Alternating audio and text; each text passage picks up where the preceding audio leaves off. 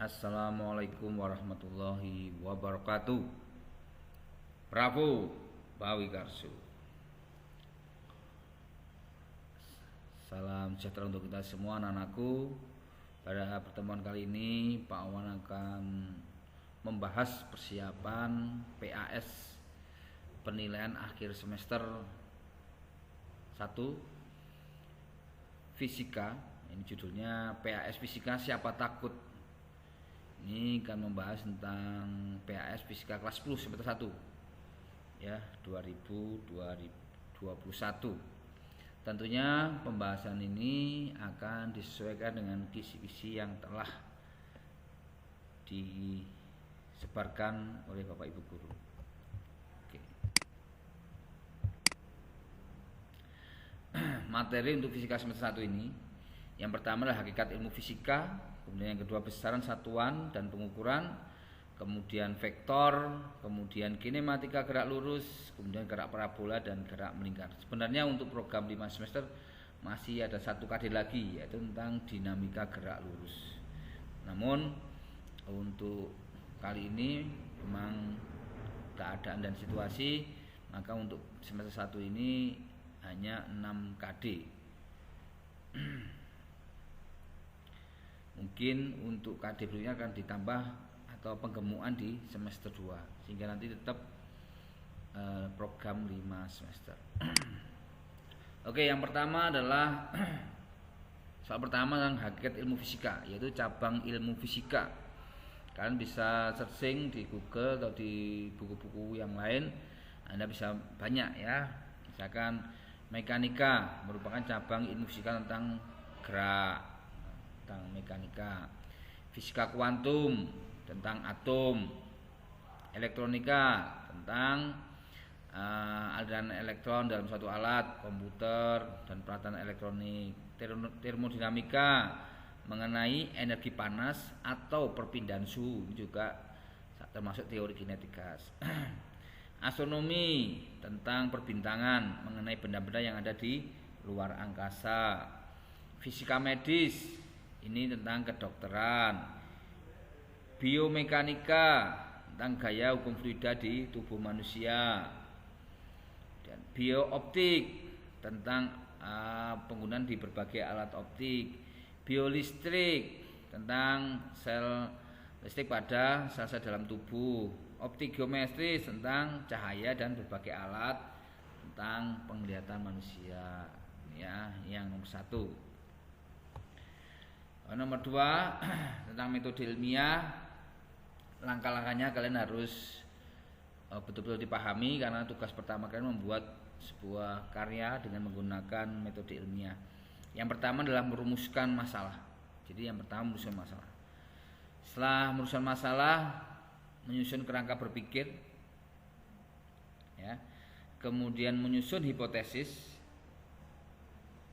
Kemudian melakukan eksperimen atau mengumpulkan data. Jadi eksperimen itu sama dengan mengumpulkan data. Setelah data terkumpul baru menganalisis data. Setelah dianalisis baru menarik kesimpulan. Setelah menarik kesimpulan baru membuat laporan penelitian. Itu ya, Pak Wan hanya mengulang saja. Kemudian yang ketiga adalah cabang ilmu bukan cabang ilmu fisika, tapi ini adalah lambang di laboratorium. Ya, tentunya ini sangat penting. Kalian nanti kalau di lab, baik di lab fisika, kimia maupun biologi, tentunya ada tanda-tanda lambang laboratorium yang memang harus Anda pahami, karena itu berbahaya. Jadi misalnya tanda silang ini yang menyebabkan iritasi gatal-gatal, hati-hati ini. Tanda tengkarok taksik ini berisi racun gitu. Kalau tanda yang nomor 3 ini korosi ya, ini korosi. Yang ini bagi yang mudah terbakar gitu-gitu ya. Ya, sampai ini nanti dibaca sampai ini, kali ini mudah pecah, yang ini yang kayak ini mudah pecah begitu ya. Kemudian yang keempat adalah besaran satuan dan pengukuran. Besaran fisika ada besaran pokok dan besaran turunan. Besaran pokok ada 7. Ini harus hafal kalau fisika ya. Panjang, massa, waktu, suhu, kuat arus, sinar cahaya, jumlah zat, termasuk satuannya dan dimensinya. Ya, minimal panjang, massa, waktu, length, mass, time, LMT dimensi. Ya, seperti itu. Ini besaran pokok.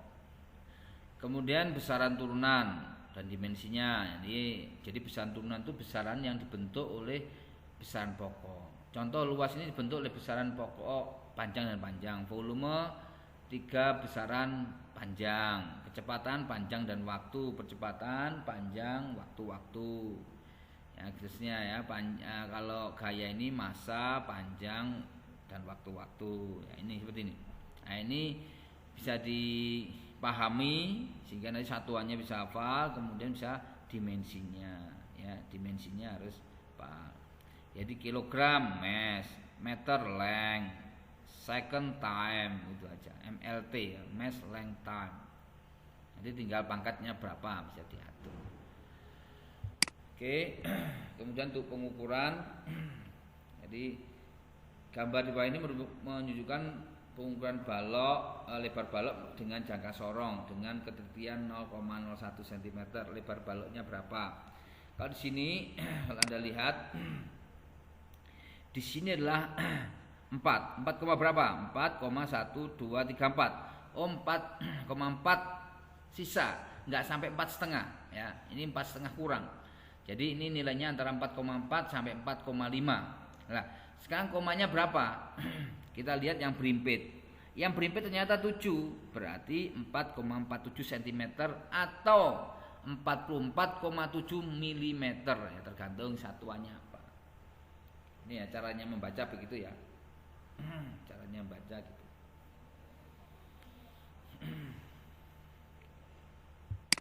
Kemudian mikrometer skrup, kalau tadi jangka sorong, sekarang mikrometer skrup.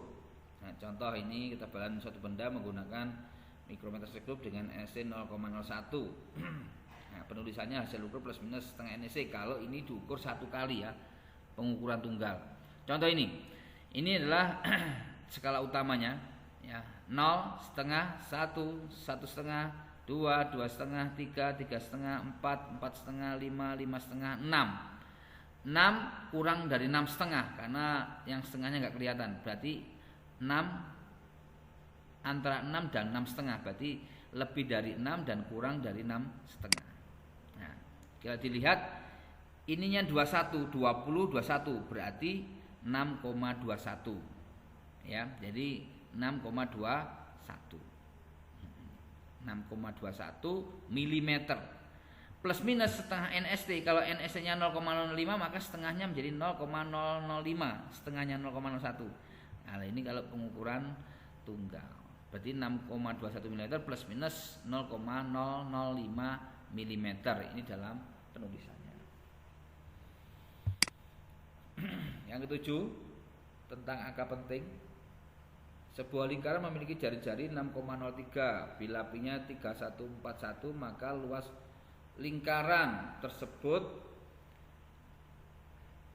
menurut angka penting adalah jari-jarinya.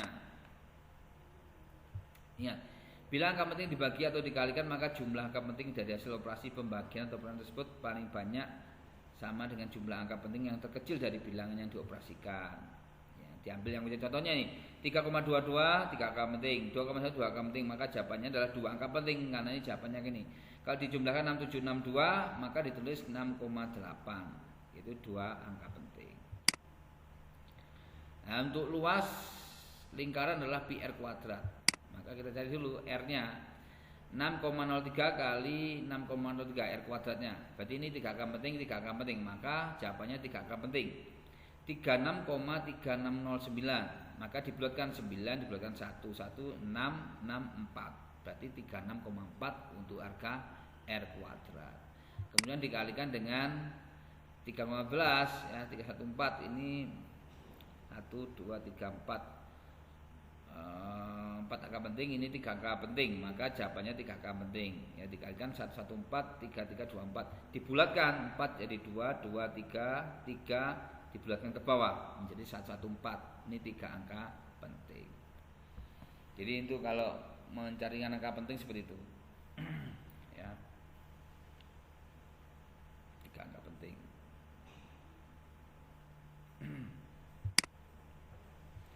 Besaran satuan dan dimensi. Ini dimensi ya, nanti sama. Ini tadi besaran pokoknya, besaran turunan. Misalkan cari dimensi besaran turunannya, kalau luas misalkan M kuadrat berarti L kuadrat, volume meter per kubik berarti L pangkat 3. Jadi meter itu length, kilogram itu mass, sekon itu time, LMT. Meter per sekon kuadrat bisa tulis MS pangkat min 1 berarti pada karo sama LT pangkat min 1, MS min 2 LT pangkat min 2. Kilogram meter per sekon pangkat min 2 berarti MLT pangkat min 2. Gitu ya. Kilogram meter kuadrat sekon pangkat min 2 berarti MLT min 2 begitu. Jadi ini usaha gaya ya. Saya pikir Anda harus berbanyak latihan untuk dengan dimensi ya. Harus banyak latihan, tekanan, momentum gitu ya. Nah, sekarang untuk mencari resultan vektor, misalnya Pak Anda ada 3 gaya, ada 3 vektor kita uraikan. Yang seperti ini, nah, penjumlahan seperti ini. Jadi yang F1 diuraikan seperti ini, F2 diuraikan seperti ini, F3 tidak diuraikan, misalnya 2. Kemudian yang sumbu X dijumlahkan sumbu X, sumbu Y jumlahkan sumbu Y. 2 ditambah 2 dikurangi 2 karena arahnya berlawanan. Berarti X-nya habis ini. Y-nya 2 tambah 1 3 dikurangi 2 1. Berarti hanya punya nilai 1 di sumbu X. Ya, hanya punya nilai 1 di sumbu X. Di sumbu Y. Y-nya nilai 1, X-nya bernilai 0.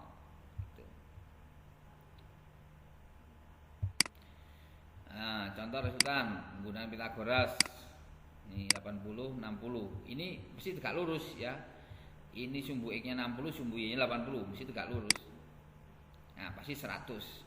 Karena pakai Pitagoras, triple Pitagoras 3 4 5 dan kelipatannya. Ya, 60 80 100 ini Pitagoras. Oke. Jadi ini soalnya sudah dibagikan yang kemarin, yang ini soal latihan ya. Latihan yang sudah dilatih kemarin. Oke. 2 vektor memiliki besar yang sama, yaitu 10 meter. Jika besar resultan kedua vektor adalah 5/3, maka besar sudut apit terkecil dari 2 vektor tersebut berapa? Yang ditanyakan sudut apitnya, alfanya berapa? Kalau kita pakai penjumlahan vektor aturan kosinus bahwa 5/3 ini penjumlahnya sama dengan akar dari,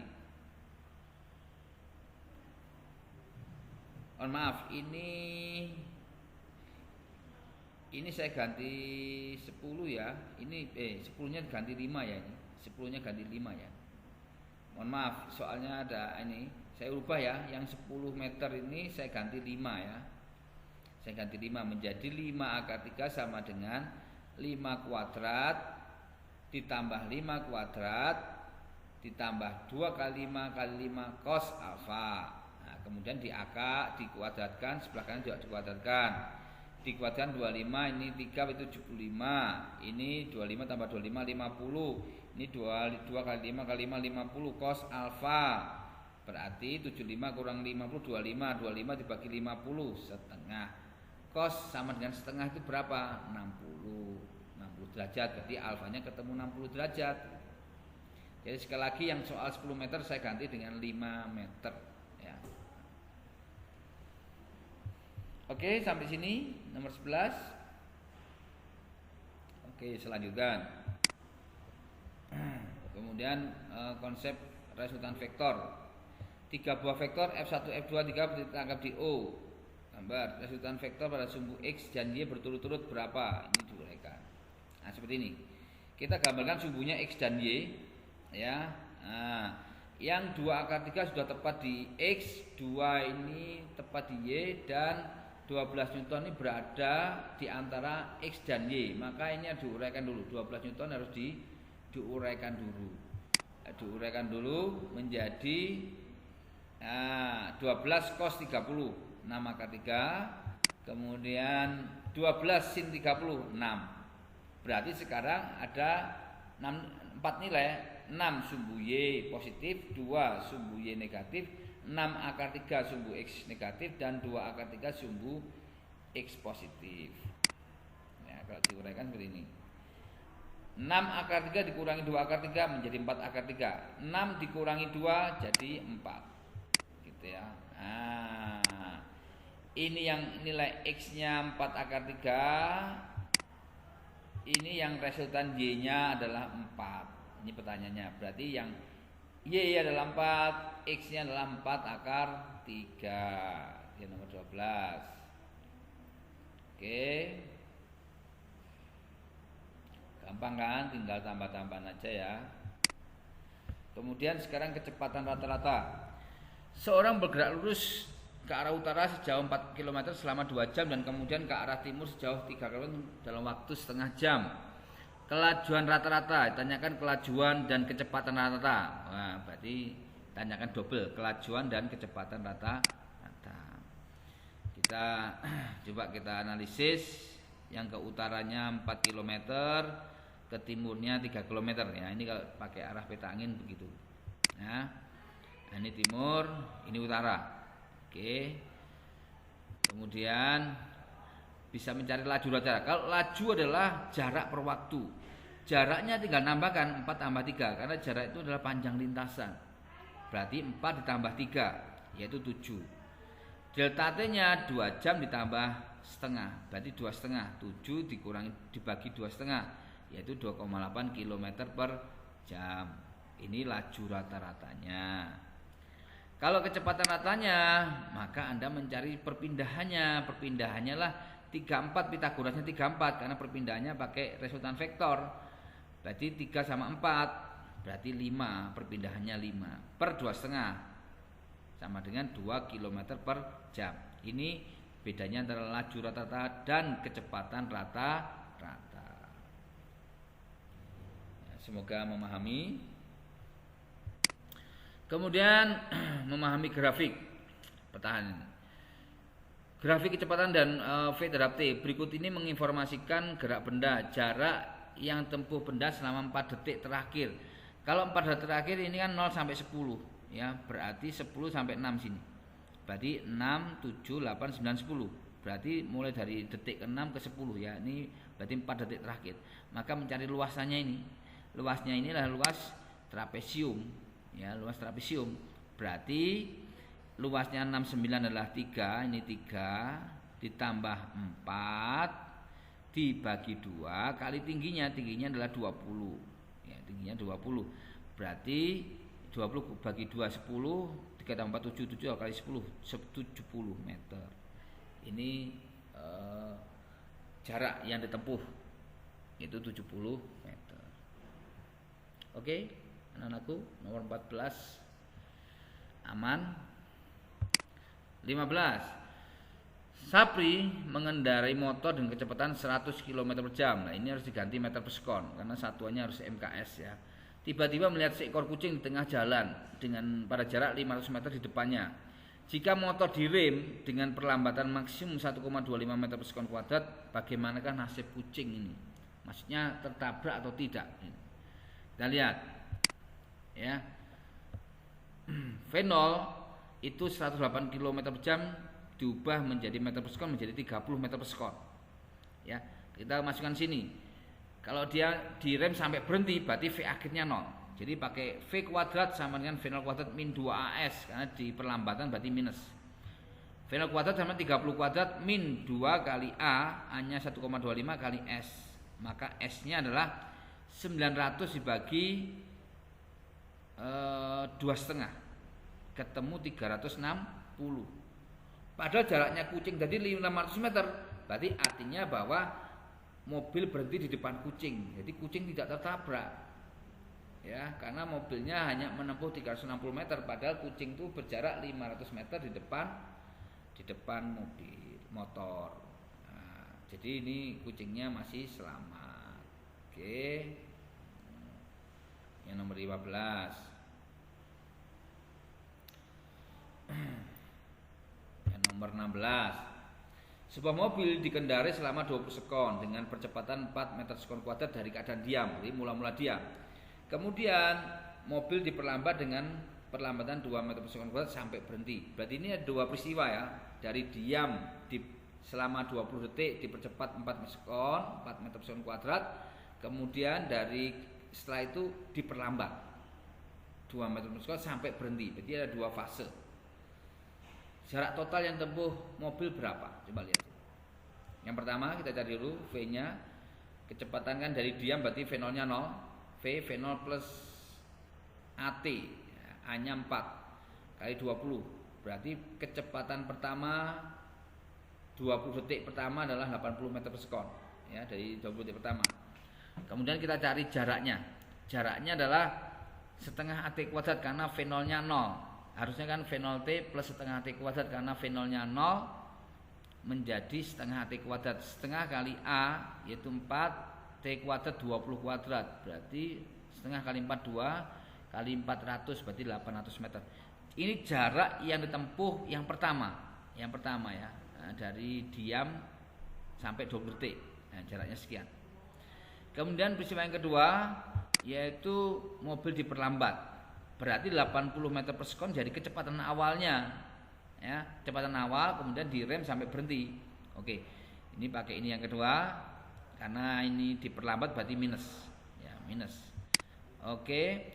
V kuadratnya saya masukkan 0 karena berhenti sampai berhenti. Sampai berhenti berarti V akhirnya 0. Sama dengan V0-nya 80. Dari sini jadi kecepatan awalnya 80 kuadrat min 2 kali A perlambatannya A2 kali S2, maka S2 ketemu berarti 80 bagi 22. Jadi kalau Pak Awan jangan dikalikan dulu, lebih baik dicoret 80 coret 2 40, 80 coret 2 40, 40 1600 meter. Itu caranya ya, jangan kali baru kali bawahnya kali baru dibagi, itu nanti nggak hemat energi ya, mikirnya lama. Berarti kesimpulannya bahwa S1 800, S2-nya adalah 1600. Berarti totalnya adalah 2400. Berarti jarak totalnya yang ditempuh adalah 2400 meter. Ini yang nomor 16. Kemudian 17. Seorang siswa menjatuhkan bola dari lantai 2 gedung sekolah tingginya 50 meter dengan percepatan gravitasi 10 meter per sekon kuadrat. Maka ketinggian bola dari permukaan tanah setelah 2 detik. Oh maaf, ini bukan GVB ya, berarti GJB ini, gerak jatuh bebas karena tanpa kecepatan awal. Tanpa kecepatan awal, ini GJB ya, gerak jatuh bebas. Maka untuk mencari S-nya kan V0T plus setengah GT kuadrat. Karena V0-nya 0 maka saya tulis setengah GT kuadrat. Setengah G-nya 10, T kuadratnya 2, 20 meter. 20 meter ini bukan ketinggiannya tapi jarak lintasan yang ditempuh. Kalau tingginya itu 50 meter tentunya tinggi dari tanah 50 meter dikurangi 20 yaitu 30 meter. Jadi 30 meter diukur dari tanah. Kalau 20 meter dari tinggi lantai sekolah. Lantai 2-nya tadi dihitung. Jadi panjang lintasannya 20 meter. Gitu ya. Berarti posisi bolanya 30 meter pada detik 2. Itu yang nomor 17. Nomor 18, Andi melempar batu ke dalam sumur dengan kelajuan awal. Ini baru GVB, yaitu 72 km per jam, jadikan meter per sekon ya. Batu tersebut menyentuh air sumur setelah 1 detik. G-nya 10, kedalamannya berapa? Nah, ini 72 km per jam diubah dikonversi meter per sekon menjadi 20 meter per sekon ya. Oke, tanyakan kedalaman. Kalau kedalaman ini menyentuh air sumurnya 1 detik. Berarti lintasan yang ditempuh itu selama 1 detik sudah sampai ke dasar ya, ke dasar. Berarti kita bisa cari. Jadi pada saat 1 detik itu sudah sampai ke dasar sumur sehingga kita bisa menghitung. S sama V0T plus setengah GT kuadrat. V0-nya adalah 20, T-nya 1 detik plus setengah kali GT kuadrat. G-nya 10, 1 kuadrat. maka 25 meter. Berarti 25 meter ini kedalamannya sumur, ya. 25 meter karena dalam 1 detik sudah sampai menyentuh permukaan dasar dari sumur itu. Oke. Itu yang 18. 19, sebuah benda dilempar dengan sudut elevasi 30 derajat, berarti sudah masuk ke parabola terhadap arah horizontal dengan kecepatan awal 10 meter per sekon. Besar kecepatan pada sumbu X dan Y pada saat T1 detik adalah ini. Ya, ini contoh. V0-nya 10 meter per sekon. Ini sudah. Oke. Alfanya 30. Oke. Tanyakan V0 Vx dan Vy ya, Vx dan Vy. Vx dan Vy. Nah, V0x karena Vx itu adalah GLB, maka kecepatan dimanapun sama, yaitu V0x sama dengan V10 cos 30. 10 cos 30 berarti 5 akar 3. 5 akar 3 ya. 5 akar 3. Jadi V0x ini terjadi GLB, jadi pada titik berapapun ya tetap V0 cos alpha. Ya, ini V0x. Kemudian untuk V0Y 10 sin 30. Berarti 10 kali setengah, yaitu 5 meter per sekon untuk V0Y. Tapi yang ditanyakan adalah VY. Berarti VY ini ya, mohon maaf, berarti Pak Wan kurang ini ya. Yang ditanyakan VY. Berarti VY itu berarti V0Y min GT. Ya, G-nya 10, T-nya 1 detik. Berarti nanti 5 dikurangi 5. Nah, berarti 0. Berarti pada saat puncak ini 1 detiknya pada saat puncak. Karena V0Y min GT 5 dikurangi minus ya. 5 dikurangi GT 10 kali 1. Iya, berarti minus 5. Berarti kecepatannya ke bawah. Kecepatannya ke bawah. Berarti posisi ke bawah. Ya. Nah, berarti gitu mencarinya VY-nya adalah V0Y min GT. Min GT. Gitu ya, tinggal nambah V. Oke, ini. Kita lanjutkan nomor 20. Gerak parabola. Bola ditendangkan dengan kecepatan awal 80 meter per sekon, sudut elevasinya 30 derajat, ketinggian maksimum yang dicapai yaitu mencari Y max. Y max berarti V0 kuadrat sin kuadrat alfa per 2G. Ya. V0-nya 80 kali setengah-setengah karena sin 30 itu setengah. Kalau dikuadratkan berarti setengah kali setengah. Dibagi 2G, 2G kali 10 berarti 20. Kita coret aja. Ya. Ini 2 misalkan 80 bagi 4 20 bagi 20 habis tinggal 80. Berarti Y max-nya 80 meter. Itu ya yang nomor 20 ya. Gerak parabola lagi, seorang anak melempar batu dengan kecepatan awal 20 meter per sekon dan sudut elevasi 45 derajat terhadap horizontal, G-nya 10. Waktu yang diperlukan untuk batu tersebut sampai ke tanah berarti waktu T-max ini. Berarti T-max ya. T-max itu 2 TP. TP-nya V0 sin alfa per G. Berarti 2 V0 sin alfa per G.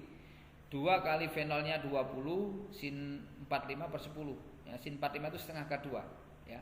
Ini dicoret-coret, 0-nya hilang. 2 kali setengah berarti hilang, tinggal 2 akar 2.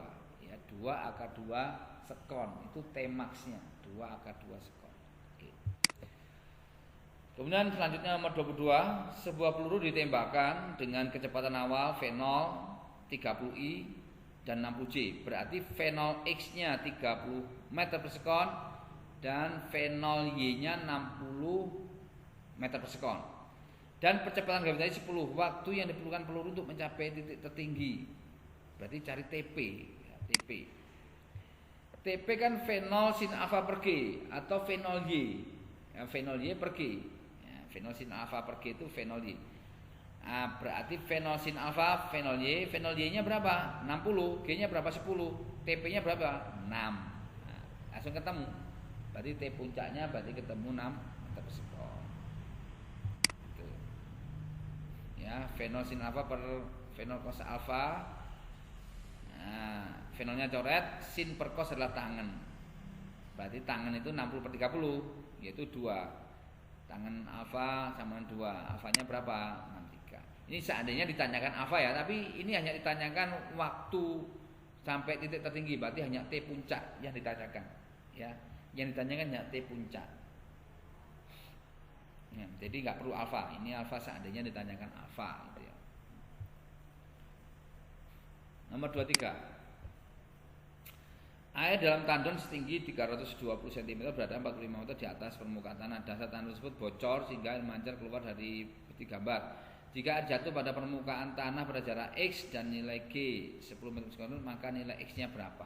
Nilai X ini kan mencari jaraknya. Jaraknya kan berarti fenol cos alfa kali T-nya ya. T-nya berapa? Nah, gitu kan. Berarti mencari T. T-nya dari Y. Nah, gitu. Y-nya setengah GT kuadrat. Ya. Y-nya fenol T plus setengah GT kuadrat. Fenolnya, nah kalau fenol untuk mencari kecepatan pancar airnya, kecepatan awal pancar ini pakai fluida nanti. Jadi mungkin nanti dalam soal langsung diketahui kecepatan pancarnya, ya karena ini untuk mencari ini pakai hukum Bernoulli. Nah ini ketemu nanti sebenarnya fenolnya yang mancar caranya adalah akar 2G, hanya adalah H yang 320 cm ini. Maka dimasukkan dalam meter 3,2. Jadi 2GH 2 kali 10 kali 3,2. Ya, berarti akar 64. Akar 64 itu 8. Berarti kecepatan pancar ini sebagai kecepatan awalnya yaitu 8 meter per sekon. Nah, kemudian untuk mencari waktu adalah pakai Y ini persamaan Y yang bawah ini dari ini pakai gerak baru ini gerak parabola. Ya, ini Y-nya 45 meter atau tingginya 45 meter. Berarti akar 2GY per H. 2 kali 45 meter per 10 90 bagi 10 akar 9 berarti 3 sekon. Berarti air dari bocornya ini sampai ke tanah ini butuh 3 detik. Kalau begitu X nya berapa? X nya adalah fenol cos 0 karena ini elevasinya 0 ya. Ini kan mendatar berarti sudut elevasinya 0, alfanya 0. Berarti cos 0 itu 1. Berarti fenol kali T. Fenolnya adalah 8, T-nya adalah 3, berarti 8 kali 3 24 meter. Itu yang nomor 23. Kemudian nomor 24. 2 buah bola A dan B dilempar dari tempat yang sama dengan sudut elevasi yang sama pula. Jika kelajuan bola B 3 kali kelajuan bola A, maka hubungan jarak terjauh A dan B. Coba lihat, jarak terjauh itu fenol kuadrat sin 2 alfa per G. Ya, jika alfanya sama, ya, jika alfanya tepatnya sama, maka X max ini berbanding dengan fenol kuadrat saja. Jadi V max berbanding dengan fenol kuadrat. Padahal kecepatannya VB itu 3 kali VA, ya, sehingga X max B dibagi X max A, maka sama aja dengan VB kuadrat per VA kuadrat. VB-nya adalah 3 VA. Berarti dikuadratkan 3-nya 9, di sini 1. VA kuadratnya dicoret, tinggal 9 dibanding 1. Artinya bahwa X max B itu sama dengan 9 X max A. Itu hubungannya, jarak terjauh B dan A. Nah, nomor 25, gerinda berputar dengan kecepatan 120 putaran tiap 4 menit. Jika jari gerinda 20 cm, maka kecepatan linier suatu partikel yang terletak pada tepi gerinda. Linier berarti V ya, V. Mencari V itu omega R, omega 2πf. Berarti cari F dulu. F dulu itu mencari ini 120 putaran. Ini 4 menit. Berarti jadikan detik. Berarti 100 putaran dibagi 4 kali 60 detik ya. Jadi menitnya jadi detik. Sehingga 120 dibagi 240. Oh, berarti frekuensinya ketemu setengah hertz. Frekuensinya setengah hertz. Kemudian cari kecepatan sudutnya, omeganya. Omega ini 2πf. 2pi kali F, F-nya setengah. 2pi kali setengah berarti pi radian per sekon. Ya, omeganya ketemu. baru kecepatan linearnya ketemu, omega kali R. Omeganya pi, R-nya adalah 20 cm atau 0,2 meter. Sehingga ketemu 0,2 pi meter per sekon. Ini adalah kecepatan di linearnya. Nah, kemudian nomor 26. Sebuah benda bergerak melingkar berlakukan kecepatan sudut tetap. Kecepatan sudut tetap. Berarti kalau kecepatan sudut tetap berarti delta omeganya 0. Datanya ini omeganya tetap gak berubah. Berarti 10 10 10 10 10. Ya. Berarti omeganya 10 10 10. Berarti delta omeganya 0 karena tidak ada perubahan omega, omeganya tetap. Kalau delta omeganya 0, tentunya alfa 0. Kenapa? Karena alfa itu sama dengan delta omega per delta T. Kalau delta omeganya 0, maka alfanya 0. Berarti percepatan sudutnya adalah 0. Ya, percepatan sudutnya adalah 0. Oke. Nomor 27, benda bergerak dengan kelajuan konstan V melalui lintasannya berbentuk lingkaran berjari-jari R dengan percepatan sentimeter V kuadrat per R. Agar percepatan sentimeternya menjadi 2 kali semula, maka harus diapakan? Anda harus mencoba A, B, C, D. Ya, mencoba ya, bahwa sentimeter V kuadrat per R. Misalkan saya nyoba yang C ini. V-nya 2 kali, R-nya jadi 2 kali. Jadi V dan R jadikan 2 kali. Berarti V-nya menjadi 2 kali 2. Nah, karena V kuadrat berarti 2 kali 2. R-nya jadikan 2 kali. Ya, berarti 2 kali 2 bagi 2. 2. Berarti percepatan sentimeternya menjadi 2 kalinya. Nah, menjadi 2 kalinya. Berarti C ya. Nah, berarti C. Contoh ya. Ini nomor 27. 28. Masih gerak melingkar beraturan. Sebuah kompaktis berjalan 20 cm berputar dengan kecepatan sudut 60 rpm, putaran per menit, rotation per menit. Sehingga dapat disimpulkan, maka kalau ini kecepatan angular diganti radian per sekon. Ya, radian per sekon. RPM rotasi satu putaran sama dengan 2 pi radian, maka harus dikalikan 2 pi. Menit harus dijadikan detik, maka dibagi 60. Berarti ngubah RPM ke radian per sekon itu adalah dikalikan 2 pi per 60. Berarti kalau 60 RPM berarti 60 dibagi 60 kali 2 pi, maka menjadi 2 pi radian per sekon. Berarti omeganya 2 pi radian per sekon. Kemudian untuk mencari frekuensinya, frekuensi omega per 2 pi, omeganya 2 pi dibagi 2 pi 1 Hz. Nah, betul. Yang ketiga adalah V omega R. Omeganya 2 pi, R-nya adalah 0,2 sehingga 0,4 pi meter per sekon. Ini yang kecepatan Nero juga betul. Yang keempat, piringan butuh satu putaran, waktunya berapa? Berarti periode itu 1/f, F-nya 1, berarti 1/1, yaitu 1 detik atau 1 sekon. Berarti betul semua. Yang E betul semua. Yang nomor 28 ini E ya. 1, 2, 3, 4 betul semua. Oke.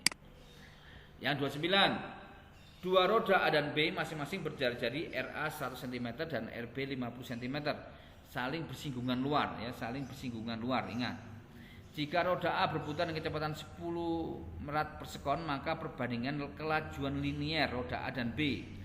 Kalau dia bersinggungan berarti kecepatan linearnya sama, kelajuan linearnya sama. Ini contoh, mohon maaf, besar kecepatan linearnya sama atau kelajuan linearnya sama, sehingga VA per VB adalah 1/1 karena sama. Ya, karena sama. Kalau omeganya yang berbeda, V-nya sama, ya, ingat itu. Nanti dibaca lagi. Nomor 30, contoh sepeda. Ini contoh yang soal terakhir, gambar sepeda. Di sini ada roda A, roda depan, roda B, roda belakang, C ini gear depan dan D gear belakang. Oke. Jari-jari roda A adalah sama dengan jari-jari roda B, yaitu 60 cm. Jari-jari gear depan berarti yang C adalah 20 cm, jari-jari gear belakang atau D 10 cm.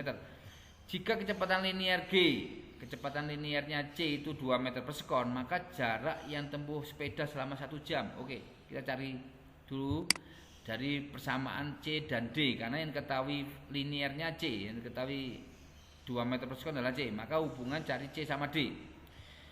Karena ini dihubungkan dengan rantai, maka yang sama V-nya, kecepatan linear VC sama dengan VD.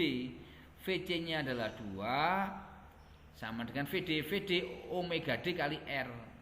Nah, VC-nya 2 sama dengan omega D, R-nya D adalah 10 cm dijadikan meter, berarti 0,1 meter. Ini RD-nya, ini RD. Oke, dari sini ketemu omega D. Omega D sama dengan 20 rad per sekon, karena 2 dibagi 0,1 20 rad per sekon. Lah omega D sama dengan omega B karena sepusat. Omega D sama dengan omega B sepusat. Nah, berarti kita bisa mencari kecepatan linear ban depan. Tentunya sama ya, kecepatan linear ban depan sama belakang sama. Nah, misalnya kita mencari kecepatan linearnya ban belakang, berarti VB omega B kali RB. Omega B-nya 20, RB-nya 0,6, berarti 12 meter per sekon. Ini VB-nya. Ditanyakan adalah jarak tempuh. Jarak tempuh adalah V kali T. Kalau ban belakangnya menempuh 12 meter per sekon, ban depan pun juga 12 meter per sekon. Dikalikan T 1 jam dikalikan 3600, berarti 12 kali 3600, yaitu 43.200 meter atau 43,2 km. Itu anak-anakku, kita sudah membahas sampai nomor 30 ya. Saya pikir sudah selesai. Jadi Pak Wan akhiri. Pak Wan hanya bisa berdoa semoga kalian mengerjakannya